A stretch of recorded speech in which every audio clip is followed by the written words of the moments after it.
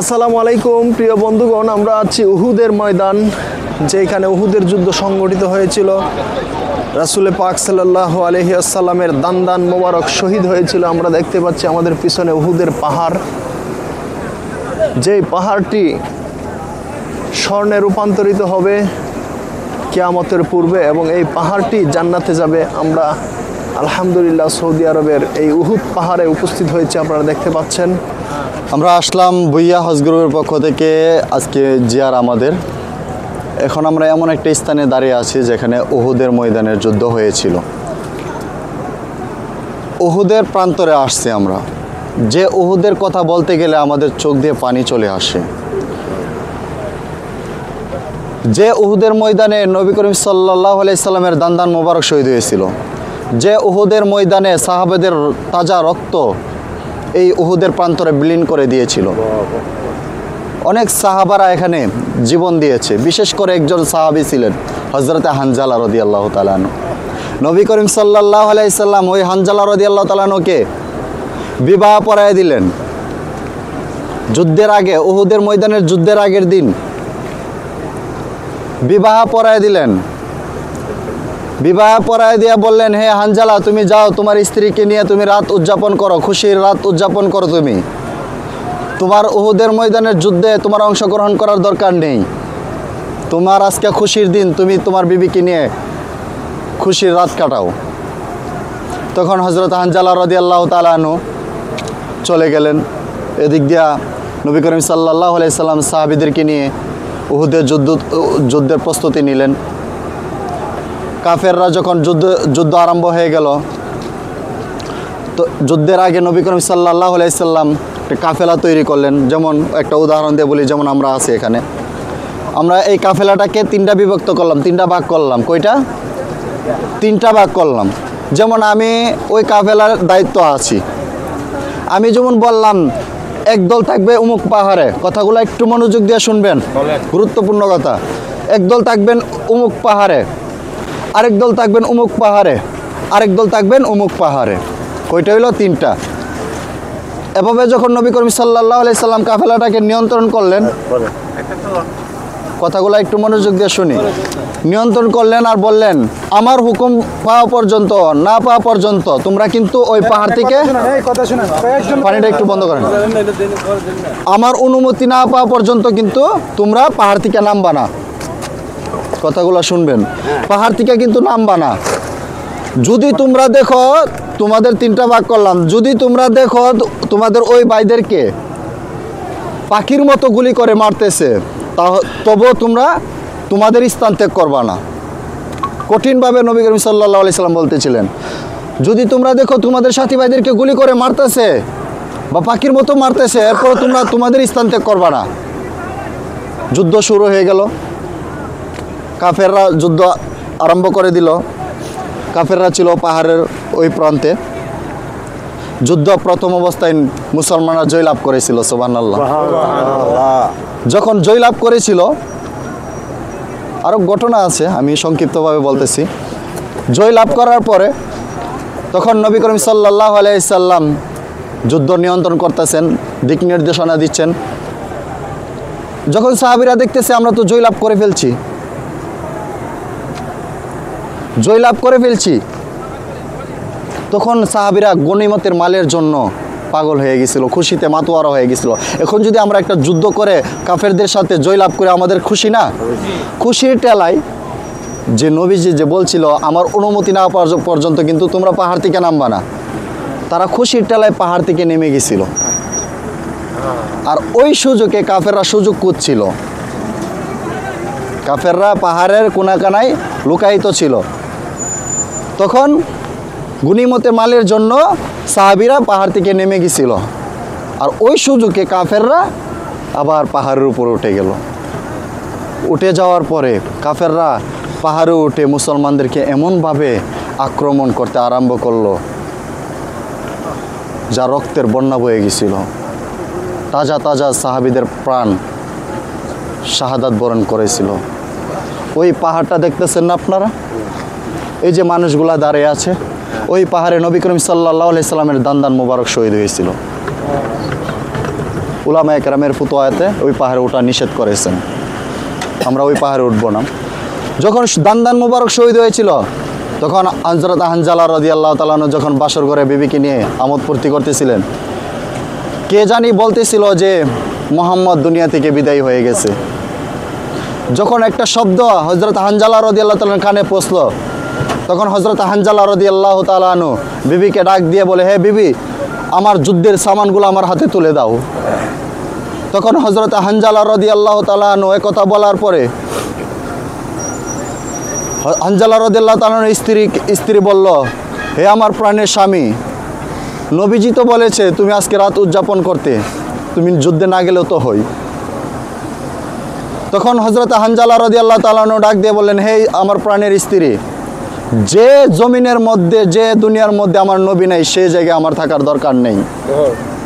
কেমন আশেক ছিলেন, কতটা ভালোবাসা থাকলে একজন সাহাবী নতুন বিয়া করেছে, রাত্রে সুখের উদযাপন করবে, সে পালায়াতে আর নবীর জন্য আশেক হয়ে তাড়াতাড়ি আবার যুদ্ধের ময়দানে চলে আসবে। স্ত্রী ডাক দিয়ে বললো, হে আমার প্রাণের স্বামী, আমি তোমাকে ভালো করে দেখি নাই, চিনি নাই, তুমি না গেলে হই না। তখন হযরত হানজালা রাদিয়াল্লাহু তাআলা কঠোরভাবে বললেন, হে প্রাণের স্ত্রী, আমার তাড়াতাড়ি যুদ্ধের সামান দাও, আমার দিল আর সহ্য হচ্ছে না, কে জানি বলছে নবী দুনিয়াতে নাই। তখন হযরত হানজালা রাদিয়াল্লাহু তাআলা যুদ্ধের সামানগুলা হযরত হানজালা রাদিয়াল্লাহু তাআলার হাতে তুলে দিলেন আর ডাক দিয়ে বললেন, হে প্রাণের স্বামী, একটু দাঁড়াও, আমি তোমার জন্য দোয়া করে দিই। তোমার তো ফরজ গোসল হয়েছে, তুমি তো ফরজ গোসল দাওনি। তখন হযরত হানজালা রাদিয়াল্লাহু তাআলা বললে, যে জমিনে আমার নবী নাই সে জমিনে আমি ফরজ গোসল দিয়ে কী করব। তখন হানজালা রাদিয়াল্লাহু তাআলা যুদ্ধের সামান তুলে দিয়ে দোয়া করতে লাগলেন, হে আল্লাহ, আমার স্বামীকে গাজী বানায়া হলেও আমার সামনে আবার ফিরাইয়া দিও। তখন হযরত হানজালা রাদিয়াল্লাহু তাআলা স্ত্রীকে বলতে লাগলেন, হে স্ত্রী, তুমি যদি আর একটা বার কথা বলো তাহলে ওই তলোয়ার তোমার গর্দান দিয়ে চলবে। যে জমিনে আমার নবী নাই সেই জমিনে আমি থেকে লাভ কি? আমিও যুদ্ধর ময়দানে গিয়ে আমি শাহাদাতের পেয়ালা পান করব। তখন হযরত হানজালা রাদিয়াল্লাহু তাআলা এসে দেখে এমন অবস্থা, কাফেররা তীরের মতো গুলি চারতেছে, তীর চারতেছে, সাহাবীদেরকে আক্রমণ করতেছে। তখন ওই যুদ্ধে হযরত হানজালা রাদিয়াল্লাহু তাআলা কাফেরদের হাতে শাহাদাতের পেয়ালা পান করলো। যুদ্ধ যখন কাফেররা জয় লাভ করলো তখন হযরত হানজালা রাদিয়াল্লাহু তাআলার স্ত্রী আয়েশা ডাক দিয়ে বলল, নবী করিম সাল্লাল্লাহু আলাইহি সাল্লাম সাহাবীর যারা বেঁচে আছিল, নবী করিম সাল্লাল্লাহু আলাইহি সাল্লাম সাহাবীদেরকে বলতে লাগলো, হে সাহাবীরা, দেখো উহুদের প্রান্তরে কে কে কোথায় আছে, কে মারা গেছে, তাদেরকে একসাথে করো। এই মুহূর্তে হযরত হানজালা রাদিয়াল্লাহু তাআলার স্ত্রী এসে হাজির। নবী করিম সাল্লাল্লাহু আলাইহি সাল্লামের দরবারে হাজির হয়ে বললেন, হে নবী, আপনার আশেক হানজালা তো বাসরঘর ছেড়ে চলে আসছিল, হযরত হানজালা রাদিয়াল্লাহু তাআলার লাশ কোথায়, বা হানজালা রাদিয়াল্লাহু তাআলা কোথায়? তখন নবী চমকে গেলেন, কি ব্যাপার? তখন তো দেখতেছে সবার লাশ আছে কিন্তু হযরত হানজালা রাদিয়াল্লাহু তাআলার লাশ নাই। কি হয়ে গেল, কোথায় গেল? তখন খোঁজাখুঁজির পরে দেখে হানজালা রাদিয়াল্লাহু তাআলার লাশ এক প্রান্তরে পড়ে আছে, এক কিনারে পড়ে আছে। ওই দিক দিয়ে নবী করিম সাল্লাল্লাহু আলাইহি সাল্লামকে বলছিলেন হযরত হানজালা রাদিয়াল্লাহু তাআলার স্ত্রী, হে নবী, হযরত হানজালা রাদিয়াল্লাহু তাআলাকে ফরজ গোসল না দিয়া দাফন করিয়েন না। তখন যখন হযরত হানজালা রাদিয়াল্লাহু তাআলার লাশ নবীর সামনে এনে উপস্থিত করলেন তখন নবী করিম সাল্লাল্লাহু আলাইহি সাল্লাম তাকিয়ে দেখলেন হযরত হানজালা রাদিয়াল্লাহু শরীর থেকে আমরা গোসল করার পরে, গোসল শেষ করার পরে ভালোভাবে যখন আমরা গোসল করি সাবান দিয়ে, তখন দেখবেন শরীর থেকে কিন্তু top top top top top করে পানি ঝরতে থাকে। ঠিক তেমনই হযরত হানজালা রাদিয়াল্লাহু তাআলার শরীরের দিকে তাকিয়ে দেখে টপ টপ করে পানি ঝরতেছে। সুবহানাল্লাহ কইতেন না? তখন আল্লাহ পাক রব্বুল আলামিন সঙ্গে সঙ্গে জিবরাইল আমিনকে পাঠাইলেন, বললেন, হে জিবরাইল, তুমি যাও আমার বন্ধুকে গিয়ে বলো এই হানজালাকে আর গোসল দিতে হবে না, সেই হানজালাকে আমি আরশে আজমের জান্নাতের পানি দিয়ে ওই হানজালা রাদিয়াল্লাহু তাআলাকে নূরের ফেরেশতাদের মাধ্যমে গোসল দিয়ে আমি জমিন আবার পাঠাইছি। সুবহানাল্লাহ। তারা কেমন সাহাবী ছিল, তারা কেমন আশেক ছিল। আল্লাহ পাক রব্বুল আলামিন কতটা কাছে টানলে সেই হানজালা রাদিয়াল্লাহু আনহুকে জমিন থেকে তুলে নিয়ে আর সে আজমে গোসল করায় ফেরেশতাদের মাধ্যমে আবার জমিনে দিয়ে গেছে সুবহানাল্লাহ। সেই হানজালা রাদিয়াল্লাহু আনহুর কবর এখানে আছে। আমরা এখন ওই কবরগুলা জিয়ারত করে ইনশাআল্লাহ আবার আমরা বাসে উঠবো। পানির বোতল একটা করে নিয়েন সবাই, একটা করে। এখন দেখুন কিয়ামতের আগে যে স্বর্ণ হইব এরপরে তবে আরেকটা কথা বলি, এদিকে এদিকে এই পাহাড়টা কিন্তু আল্লাহর নবীর হাদিস, এই পাহাড়টা কিন্তু যখন সৌদি আরবের মধ্যে অভাব দেখা দিবে, অভাব দেখার পরে ওই পাহাড়টা, উহুদের পাহাড়টা কিন্তু স্বর্ণের পাহাড় হয়ে যাবে সুবহানাল্লাহ। এই পাহাড়টা স্বর্ণের পাহাড় হয়ে যাবে। ইনশাআল্লাহ আমরা আসি, ইনশাআল্লাহ পরবর্তীতে ইনশাআল্লাহ আমরা ভাই দেখানো হবে। পানি আসে না এটা? শুক্রিয়া, আলহামদুলিল্লাহ। আমরা দুই মিনার মসজিদ থেকে আমরা এখন এসেছি এখানে উহুদের ময়দানে, যেখানে আমাদের নবী করিম সাল্লাল্লাহু আলাইহি সাল্লামের দন্ত মোবারক শহীদ হয়েছিল। আমাদের সামনে আমরা দেখতে পাচ্ছি সেই পাহাড়, এবং বিভিন্ন সাহাবারা যে যুদ্ধে পরাজিত হয়েছিলেন, শাহাদত বরণ করেছিলেন, তাদের কবর এখানে রয়েছে। আমরা এখন এখানে যাচ্ছি, আমরা কবর জিয়ারত করব ইনশাআল্লাহ। এবং কিছু ঘটনা জানলাম, যেটা আমাদের হানজালা রাদিয়াল্লাহু আনহুর ভাসুরগড় থেকে যে এখানটায় উনি যুদ্ধের ময়দানে চলে এসেছিলেন এবং সেদিন তিনি শাহাদত বরণ করেছিলেন। এগুলো বিরল ঘটনা আমাদের জন্য, এবং আমাদের শরীর শিহরিত হয়ে ওঠে এখনও। আসলে আমরা বোধহয় ধর্মের জন্য এত কষ্ট করি না, নামাজটাই ঠিক মতো পড়ি না। আলহামদুলিল্লাহ, এখন থেকে বোধহয় আমরা সব সময় আল্লাহর কথা, আমাদের নবী করিম সাল্লাল্লাহু আলাইহি ওয়াসাল্লামের কথা স্মরণ করব। ওনারা কত কষ্ট করেছেন, কত ত্যাগ স্বীকার করেছেন, সেই ত্যাগ তিতিক্ষার কথা আমাদের মাথায় রেখে আমাদের নিজেদেরকে আল্লাহর দিকে ধাবিত করতে হবে, নবী করিম সাল্লাল্লাহু আলাইহি ওয়াসাল্লামের দিকে ধাবিত করতে হবে। আবার যেন আসতে পারি এই মদিনায়, যেখানে আমাদের প্রিয় নবী শায়িত আছেন। আমরা যেন এখানে বারবার আসতে পারি, এবং আল্লাহ সবাইকে আসার তৌফিক দান করুক, সেই দোয়া আল্লাহর কাছে করে আমি শেষ করছি।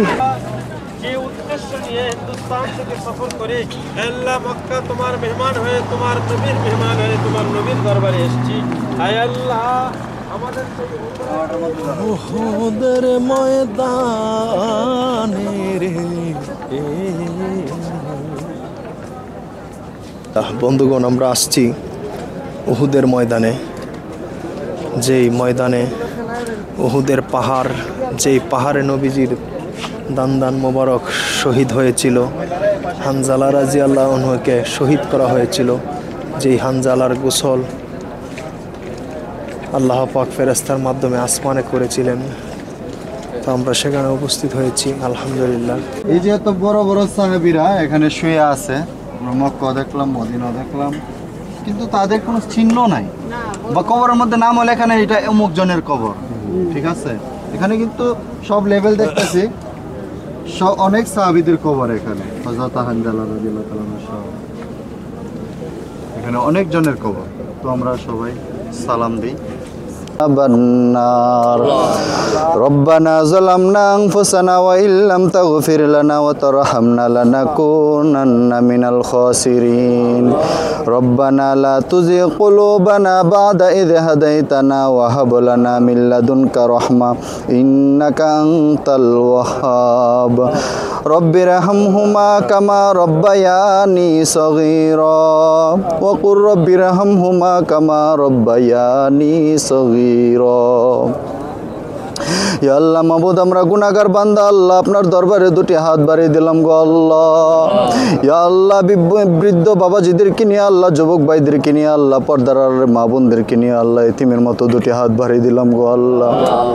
ইয়া আল্লাহ, এমন জায়গায় দাঁড়িয়ে হাত তুলেছি গো আল্লাহ, যেই বদরের প্রান্তরে আল্লাহ সাহাবীদের কবরের পাশে দাঁড়িয়ে গো আল্লাহ। ইয়া আল্লাহ, আপনার দরবারে ভিক্ষুকের মতো দুটি হাত বাড়িয়ে দিলাম গো আল্লাহ। আপনি রহমান নামের উসিলা করে আল্লাহ আমাদের জিন্দিগির যত গুনাহ করতে আছে আল্লাহ, জানা অজানা শিরকি বেদাতি, ইয়া আল্লাহ আমাদের জিন্দিগির সমস্ত গুনাহগুলো আল্লাহ আপনি নিজ মাফ করে দেন গো আল্লাহ। ইয়া আল্লাহ, মন সাক্ষী দে আল্লাহ, এই গুনাহ নিয়ে যদি কবরে যাই, ইয়া আল্লাহ নিশ্চিত মন সাক্ষী দে আল্লাহ, জাহান রহমান নাম ছাড়া উপায় নাই গো আল্লাহ।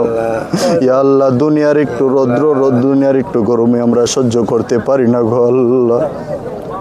ইয়া আল্লাহ আপনি এত আদর করে বান্দা বানাইছেন, এত মায়া করে বান্দা বানাইছেন আল্লাহ। ইয়া আল্লাহ আপনি রহমান নামের উসিলা করে আমাদের জিন্দেগির সমস্ত গুনাহগুলো মাফ করে দেন গো আল্লাহ। ইয়া আল্লাহ, ইয়া আল্লাহ আমরা গুনাহগার বান্দা আল্লাহ। ইয়া আল্লাহ আমাদের গুনাহগুলো যেভাবে গোপন রেখেছেন আল্লাহ, ইয়া আল্লাহ আপনি গোপনভাবে আমাদের গুনাহগুলোকে ক্ষমা করে দেন গো আল্লাহ। ইয়া আল্লাহ যেসব গুনাহ করি আল্লাহ, আল্লাহ এই গুনার খবর যদি আমার বাবা জানতো, আমার মা জানতো, আমার ভাই বোন জানতো, আল্লাহ কেউ তো জায়গা দিত না গো আল্লাহ। ইয়া আল্লাহ দুনিয়ার কেউ না জানুক আল্লাহ আপনি তো জানেন গো আল্লাহ। ইয়া আল্লাহ এরপরও তো আল্লাহ আমাদেরকে ফিরাইয়া দেন না গো আল্লাহ। ইয়া আল্লাহ আপনি রহমান নামের উসিলা করে আমাদের জিন্দেগির সমস্ত গুনাহগুলো আপনি মাফ করে দেন। ইয়া আল্লাহ বারবার তওবা করি আল্লাহ, আল্লাহ শয়তানের দুকাই পড়ে আল্লাহ আবার গুনাহ করি গো আল্লাহ, তওবা তো ঠিক রাখতে পারি না গো আল্লাহ।